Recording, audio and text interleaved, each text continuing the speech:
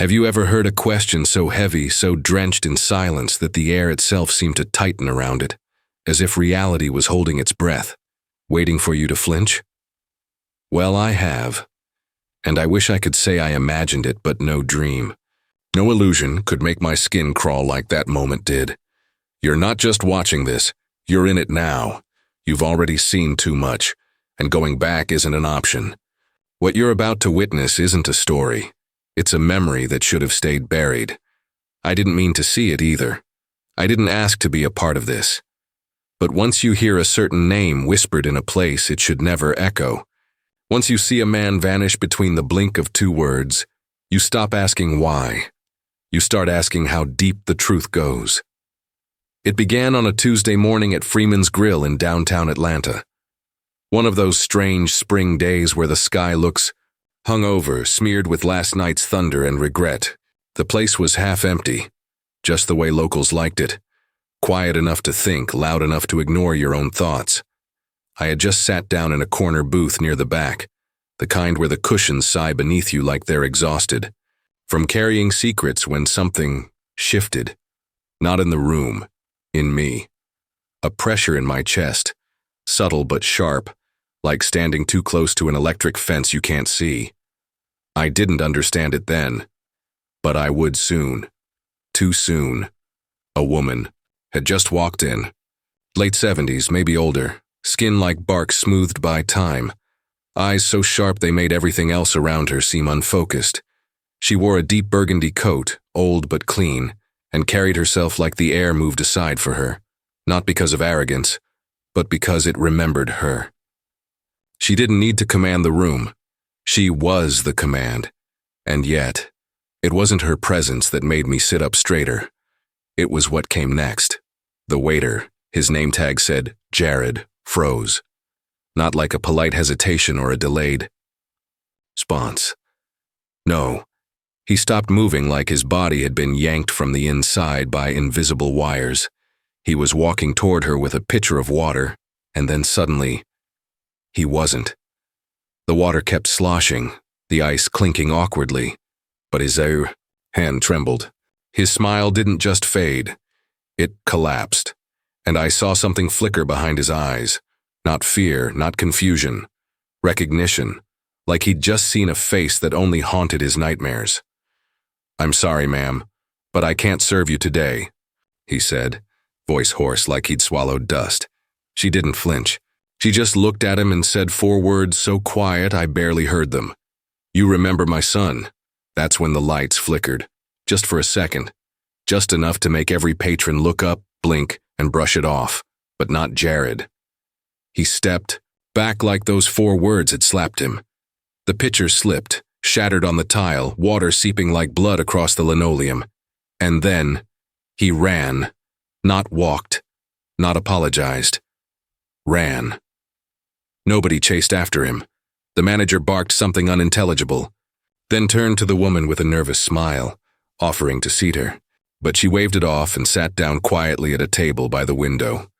Alone, like she knew this part always happened the same way. I couldn't stop staring. My fingers had gone cold. There was something not right here, but it wasn't something I could name. It was more like a chord struck out of tune in the back of your mind, humming a dissonant note that never fully faded. That's when the second thing happened. A little girl, no older than 4, was sitting at a table near mine, playing with a tablet. The screen was locked, nothing playing, just a black reflection. But she looked up suddenly, stared at the old woman across the room, and whispered a name. Malik. Her mother didn't hear it. Neither did the waitress refilling coffee at the next booth. But I did, and I knew somehow that this child shouldn't know that name. The old woman turned slightly, not enough to be obvious, just enough that the sunlight hit her face differently. There was a shadow beneath her cheekbone. No, not a shadow, a scar. Thin and pale, running down from her ear like a memory that refused to fade. And then the girl's tablet lit up. On its own. No touch, no movement. Just static. White noise like the dead space between TV channels. And then, a voice. Male. Soft. Distant. "Mama, he sees you," the girl screamed. Her mother dropped the tablet. It hit the ground and went dark, completely off. The air had shifted again, heavier now, like the room itself was holding its breath, waiting to see who would break first. The manager approached the old woman again, trying to smile through a storm he didn't understand. "Ma'am, is everything all right? Would you like a menu?" She didn't answer, just opened her purse, pulled out an envelope and slid it across the table. "For Jared," she said. "He never returned to work that day, or the next. No one could reach him. His apartment was locked, his car parked out front, keys still inside, phone dead. No signs of struggle. Just gone. Like he'd walked out of his skin and vanished into thin air. That should have been the end of it. But 2 nights later, my doorbell rang at 2:14 a.m. I live alone. The screen on my phone showed no missed calls, no alerts. But I had a text, no number, just a single message. Ask what happened in 1986. The next morning, I returned to Freeman's Grill. The booth was empty. The window still held her faint silhouette in the condensation. But she wasn't there. No one had seen her since. The manager remembered her name, though, Mrs. Geneva Taylor. Said she used to come in years ago. Said she had a son who was killed in a protest back in '86, shot in the back. No arrest, no investigation. Just a quiet burial and a city that kept moving like nothing happened. But here's the part I can't explain. That night I pulled the security footage. I know someone in IT. I shouldn't have been able to get it, but I did. At the moment she handed the envelope to the manager, there was a flicker. Frame skips, like old film burning in reverse. And for half a second, the image on the screen wasn't her. It was a man, early 30s, skin like hers, same eyes, same scar, smiling, and then he was gone. I paused it, rewound, played again. Nothing, just static. I haven't slept since. Because this morning, I found something on my kitchen table. An envelope, no address, no stamp. Inside was a photo, black and white, faded. A diner, Freeman's Grill. Dated, March 1986. There she was, Mrs. Taylor. Same burgundy coat, but beside her was Jared smiling, and the note scrawled across the bottom. He promised to remember, but the signature wasn't hers. It was in a child's handwriting, Malik. And now the girl from the diner, she's missing. Her mother's voicemail says, "Leave us alone." But the voice in the background, it isn't hers. It's the voice from the tablet, and it keeps whispering the same question over and over. One no one's dared to ask before, one I'm afraid to answer. But you heard it too now, didn't you? What did Jared remember? That cost him everything? And why is Malik still watching? I think the real question is, what did Geneva Taylor lose that day in 1986? And why does she need you to find it? Because the lights just flickered again. And someone is knocking on my door. The knocking doesn't stop, not once. 3 slow thuds every 13 seconds, yes, I counted, each one landing like a fist against my ribs instead of the door. I didn't answer. I couldn't answer. I stood there, motionless, with my phone in one hand and the envelope still in the other. The photograph now bent slightly where my grip had tightened. I whispered Jared's name under my breath. Not to summon him, but because I needed to hear a name that was real. Something that meant something. Something I remembered. But even that felt off. Like saying a word over and over until it loses meaning and becomes sound. Jared, Jared, Jared. Who was he again? The knock stopped. But not because they were done. Because I turned on the hallway light and realized it had already been on. That's when the smell hit me. Ozone. Copper. Like the air before a lightning strike, but indoors. Wrong. I took a step back, hard in my throat, but forced myself to. Check the peephole. No one there. Only the hallway, warped slightly through the lens with that strange hum you only notice when you're desperately trying to not hear something else. And then, the voice. Not from the door, not from my phone. From behind me. You're late. I spun so fast I nearly fell. No one there. Just the reflection of myself in the darkened television screen across the room. Wide-eyed. Pale. But something was off. I looked closer. In the reflection, I was still staring at the door, but I wasn't. I blinked and it caught up, my reflection syncing with my body again, like it had lagged behind for a second too long. I sat down. Hands trembling, tried to calm myself by checking the envelope again.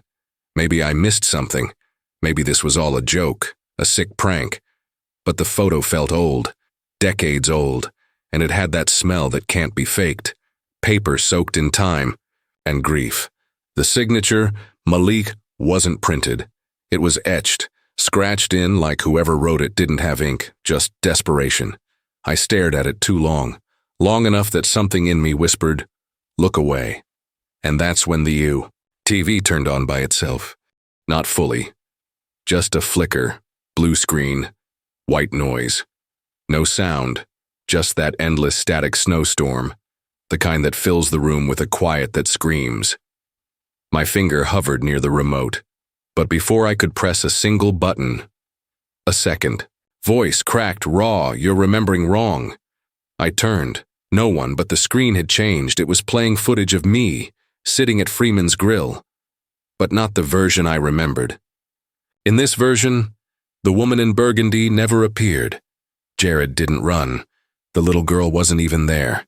It was just me, alone, watching nothing, talking to no one, staring at an empty booth across from mine like I was waiting for someone, who never came. I blinked. The footage looped, again and again, and then the camera panned, slightly. In the corner of the frame, barely visible, was someone watching me, wearing a burgundy coat. Only now it was a man. Same scar, same eyes, same presence. But this wasn't possible. That's when I called her Emily. We hadn't spoken in 6 years, not since things went sideways. But she was the only one who knew how my mind worked. She used to help me piece it together when the edges started fraying. We'd sit up for hours, mapping dreams and memories and half-truths like puzzles no one else cared to solve. But even back then, she warned me about my tendency to rewrite things, to edit my own past without knowing it. She answered on the second ring, groggy, cautious. "Who is this?" It's me," I whispered. "I think something's wrong, with me, with everything." Long pause. Static hummed over the line. Then, "How did you get this number?" I froze. "What? It's me. You saved me in your phone." "No," she said slowly, like tasting each word. "I changed phones 3 years ago. I didn't give this number to anyone." A sharp breath. Hers. Not mine. She was remembering something, or trying to. "Wait," she said. "What's today's date?" I told her. Another silence. Then she laughed. But it wasn't relief. It was fear, dressed in denial. "I just found a voicemail from you," she said. "Left 4 hours ago, but it was different." "Different how?" "You weren't speaking, just crying, and then there was a name." My blood ran cold. "What name?" "Malik," she said, barely audible. I nearly dropped the phone. I didn't leave you a message." Another pause, then, "Where are you?" I hesitated. I didn't want to say, didn't trust the words anymore, but before I could answer, she said something that shattered me. "You're not safe there. You were there once, but not anymore. I saw the footage." "What footage?" "The one where you disappear." My breath caught. "I disappear?" "You were walking to your car. And then, nothing. You were mid-step. And then just gone. The camera glitches, then plays in reverse for one frame. And you're gone." A scream rose in my throat but died before it reached my lips. My eyes scanned the room, not for threats, but for truth. For anchors. None. Only contradictions. Calendar had the wrong year. My watch didn't match the microwave. My emails were blank. No history, no record. Nothing to hold on to. I whispered, "Emily, am I losing it?" Her voice softened. "Maybe, Or maybe you're remembering too much. Too much? Think about it. What if you're not the one having the breakdown? What if this whole world is the lie? Silence. Then a new voice entered the call. A third line. I didn't recognize it, neither did she. It was a man. Calm, monotone. You've gone too far. Click. The line went dead, and every light in my apartment turned off at once. In the darkness, I heard my own voice playing from the TV again, but I wasn't speaking. I was screaming.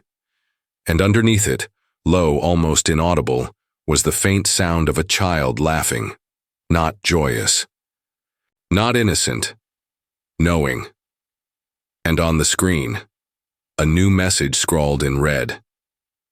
They erased Malik. But if that's true, then why do I still remember him? And why do I feel like someone is about to make me forget? For good. The phone call with Emily hung in the air like a ghost's breath, and for a moment, just a fragile, flickering heartbeat, I allowed myself to believe I was on the cusp of clarity. The puzzle pieces, jagged and scattered, began to jigsaw themselves into a picture, however warped. I remembered Malik, his name whispered by a child, etched on an old photograph, a silent scream from the past.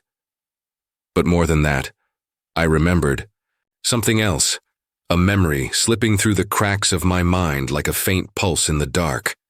It came rushing back all at once, the smell of burning toast and stale coffee in my grandmother's kitchen, the clinking of a spoon against a chipped ceramic cup, and the soft, steady ticking of an ancient clock on the wall. The way the light pooled unevenly across the linoleum floor, casting long shadows that seemed to twist just beyond sight. And then the sound, a low, unplaceable humming, vibrating beneath the quiet, wrapping itself around my chest. Suffocating, unfamiliar. My grandmother's voice, soft but sharp, breaking the silence as she told me, "Some things you're never meant to remember." I sat in the dim light of my apartment, eyes locked on the flickering screen where the grainy footage played again, the one where I disappeared mid-step, swallowed by the glitch in the world. But this time I slowed it down, frame by frame, and there it was, a man, not Malik, not the stranger in Burgundy, but someone else. Someone I recognized from that forgotten kitchen, a shadow lurking just behind my grandmother's back in a photograph I never questioned. His face obscured, but his presence undeniable, like a stain on memory itself. The pieces fit too well. The timeline, the names, the sudden vanishings, the whispers of someone watching, not just now, but always. It was the same force that had been there when I was a child, hiding behind the edges of memory, shaping reality without ever showing its face. I told myself, this is it, the truth. That maybe, just maybe, the mystery was finally uncovered. That the nightmare pulling me under was just a twisted echo of a long-buried past, and now I could wake up. But waking up didn't come. Instead, my phone lit up with a message from an unknown number. No words, just a single image, a cracked porcelain doll, eyes hollow and broken, lying face down in a shallow pool of water. The water was tinged with rust-colored streaks that glimmered too sharply, too deliberately in the dim light. The kind of image that sinks into your skin, crawling beneath your fingernails and refusing to let go. I stared at the photo as the room around me seemed to tilt, the walls bending like they were breathing, exhaling a cold that wasn't just the air conditioner. Then the text beneath the image appeared, typed out slowly, agonizingly. "You're not crazy. They lied to you." My breath caught. I wanted to delete it, run from it, pretend it wasn't there. But something deeper, something older gripped my chest and held tight. I realized I hadn't just been watched. I'd been manipulated, conditioned, guided into forgetting, into rewriting my own history to protect someone else's secret. The very memories I trusted were fraying illusions, carefully planted glitches, in my mind, blurring the line between trauma and control. And then it hit me like a slap I never saw coming. That same humming from my grandmother's kitchen, the unplaceable vibration I thought was just a trick of nerves, was back, louder, closer, as if the walls themselves were listening, breathing with me, watching. I reached out to steady myself against the table, but my fingers trembled. There was no turning away now. The danger had never left. It had simply been waiting, patient, unseen, always hungry. Just as I thought I could piece together a narrative. To save myself, to anchor myself in truth, I noticed something that made my blood freeze.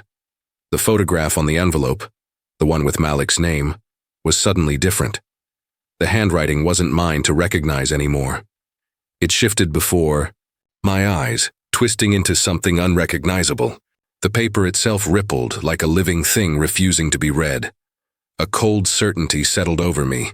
The story I'd been following was a lie within a lie, and everything I'd seen, heard, remembered was meant to be doubted. That chilling knowledge, the hidden truth I thought I'd uncovered, was another layer of deception. The memory I thought was recovered wasn't a memory at all. It was a trap. And as I looked back at the flickering screen, the footage rewound itself slowly, purposefully, revealing a new detail I hadn't noticed before, something that changes everything and forces you to watch this nightmare all over again. A shadow briefly reflected in a cracked mirror behind me, watching, waiting. Not Malik. Not Emily. Something else entirely. Something older. Something that never blinks. They say isolation sharpens the mind, but in this case, it fractured reality into shards too jagged to piece back together alone. As the hum of that unseen presence grew louder, I realized with an eerie clarity I wasn't the only one caught in this web. Others, silent watchers, had been pulled into the fold. Just like me. Just like you. It's not just a story unfolding on some distant stage, but a living, breathing nightmare with multiple players. These others communicate not with words, but with cryptic symbols seared into static-filled dreams, flickering in corners of rooms no one dares enter, whispering secrets that slip just beyond comprehension. Sometimes a blinking cursor on an old message board, sometimes a scribbled sign taped inside a mailbox in a forgotten town. You too have seen these signs, haven't you? That symbol, etched in the background of a found footage from 20 years ago. The one the government never released, but everyone pretends to have forgotten. You thought it was a coincidence. You were right all along. It wasn't. And here's where. It grows darker, where the edges of identity start to blur and unravel. What if the memories you clutch so desperately aren't truly yours? What if they're gifts handed down by a force that manipulates not just what you see, but who you think you are? The boundaries between what's real and what's implanted start to twist like smoke, leaving you gasping in a haze of doubt and paranoia. They hide behind our reflections in the white noise of our lives, in the gaps where memories should be but aren't.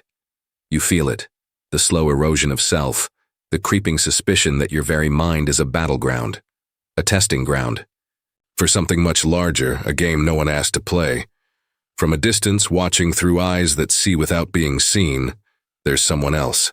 Not a friend, not a foe, but a witness whose clarity cuts through the fog.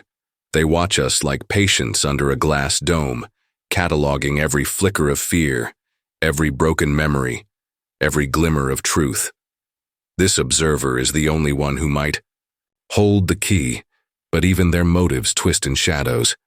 Their words come through as fragments, pieced together in hidden corners of the internet, in voicemail recordings too distorted to trust but too compelling to ignore. They say things like, "You are not lost, only misplaced," and "The truth you seek has a price you cannot pay with sanity alone." Their messages trail off into silence, as if swallowed whole by the same dark force that's been watching. Since before we ever knew to look, you can't help but wonder, what is the nature of this force? Is it a remnant of something ancient and forgotten, or a new darkness spawned by technology and silence? Does it control the memories we hold dear, or the ones we never had a chance to make? The truth is a slippery thing, slipping through your fingers even as it beckons you closer, promising answers that may unravel more than they reveal. And somewhere, just beyond the veil, the watchers are waiting. for the moment when you question your own reflection and realize the real mystery is not who they are, but who you have become. So as you sit there, caught between disbelief and desperate hope, know this: you are not alone in this. You are part of something that has been silently unfolding, layers deep, behind the curtains of everyday life. The question is no longer whether the story is true. It's whether you have the strength to keep watching, to keep unraveling, when every answer threatens to rewrite everything you thought you knew. And so it continues. The silent broadcast of fear and fractured memories, calling to those willing to listen, urging them deeper into the darkness where the true face of the watcher waits, patient, unblinking, and hungry for the truth no one dares speak aloud. There comes a moment in every story, no matter how twisted or tangled, when the question shifts, when the hunt for what happened fades into the aching need to understand why. That moment arrived like a slow, suffocating wave, pulling me beneath the surface of my own unraveling mind. The faces, the symbols, the vanished voices, they weren't just pieces of a puzzle. They were echoes of something deeply human, something raw and fragile, buried beneath layers of fear and silence. It wasn't about the watcher or the hidden force anymore. It was about me, about you. About what it means to carry memory, pain, and hope in a world that seems bent on erasing both. I found myself standing on the edge of everything I thought I knew, the weight of choices pressing down with unbearable gravity. To embrace the truth, whatever shape it took, meant risking everything. The fragile balance between sanity and madness, reality and illusion, trust and betrayal, teetered on the edge of a razor-thin line. And in that shattering moment I was forced to confess, not to anyone else but to myself, the rawest truth of all, that I had been complicit. Not because I wanted to be, but because survival demanded silence, denial, and forgetting.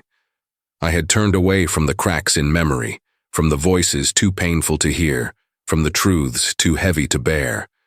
And yet, in that confession lay a strange kind of freedom, the terrifying clarity that to know, truly know, might destroy me, but to live in ignorance was to live half dead. It was the choice every soul must face, to surrender to the abyss of truth or to cling to the comforting lies that shield us from the darkest corners of our own hearts.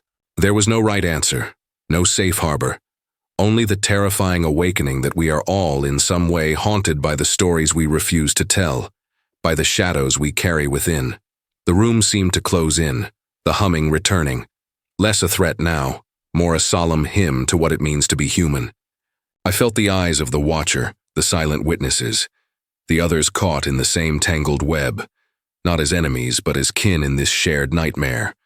We are bound by memory and loss, by the flicker of hope in the darkest night, by the fragile promise that even when the truth feels like a blade against the soul, it might also be the only light left to guide us home.